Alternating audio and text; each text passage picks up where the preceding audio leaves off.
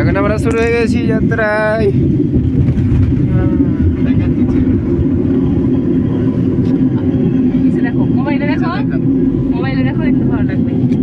আমাদেরটা একটু উল্টা হয়ে গেল, উল্টা দিকে এবার ভালো হয় না। কি সুন্দর দৃশ্য চারিদিকে দেখলে।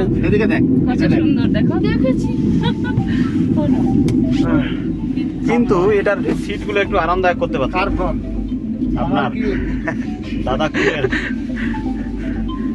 এই আমাদের রপওয়ে ছাড়লো, এখান থেকে আমরা সিনেমার নায়কটা কে হবে?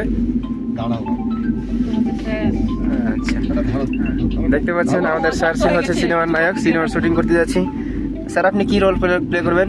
আমি কোনো রোলে নেই, নীরবতা পালন করবো আজকে। আচ্ছা, আর আমি সাইলেন্ট মোড পালন করবো। কোয়ালিটি এরকম মানে দিচ্ছে বুঝতে পারছি না। এই যে আরেকটা আমাদের ব্যাক সাইডে চলে গেল আরেকটা। এইটুকুর জন্য আমরা 3 ঘন্টা দাঁড়িয়ে থাকলাম, আমার খুব মন খারাপ। কিন্তু এখন মন ভালো হয়ে গেছে। হ্যাঁ, ওই আমার ছবি তো আসছে না, আপনার ছবি আসছে। আমাদের তো আসবে, একটু বসে যান, দোলাবে বেশি। এটা হচ্ছে কাঞ্চনজঙ্ঘা পর্বত। স্যার আপনি কিছু বলেন, আমি কিছু বলতে পারছি না। বলো, শুরু করে দেন, রেকর্ডিং তো হচ্ছে। আমরা নেপাল সীমান্তে পৌঁছে গেছি, কাঞ্চনজঙ্ঘা দেখা যাচ্ছে। তারপরে ইচ্ছা রেখেছি যে কাঞ্চনজঙ্ঘার পরেই আমরা মাউন্ট এভারেস্টে শুটিং করব। দাদা আপনি কোথা থেকে? মোতালেব সাহেব ওখানে মেন ভূমিকা। দাদা আপনি কোথা থেকে? বাংলাদেশ থেকে। বাংলাদেশ। আচ্ছা, কক্সবাজার না? কক্সবাজার, ঢাকা। বাহ, ঢাকার কোথায়? ঢাকা ওয়ারি।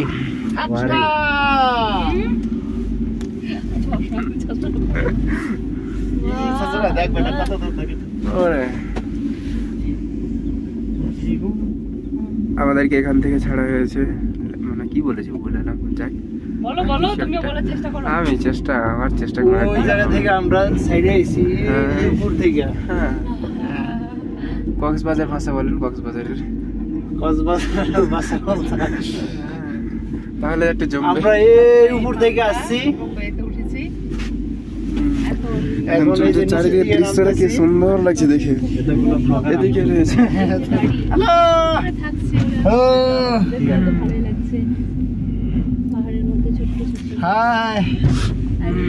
এরা চলে আসছে না, আমাকে দেখতে পাচ্ছেন। আমি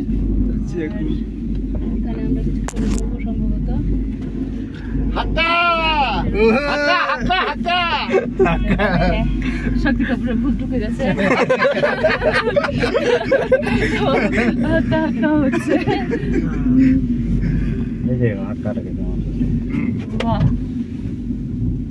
দেখে নাও বাবা, দেখে নাও, চায়ের বাগান দেখেন, দেখো আশপাশ দেখো, ওই যে চায়ের বাগান খেলানো।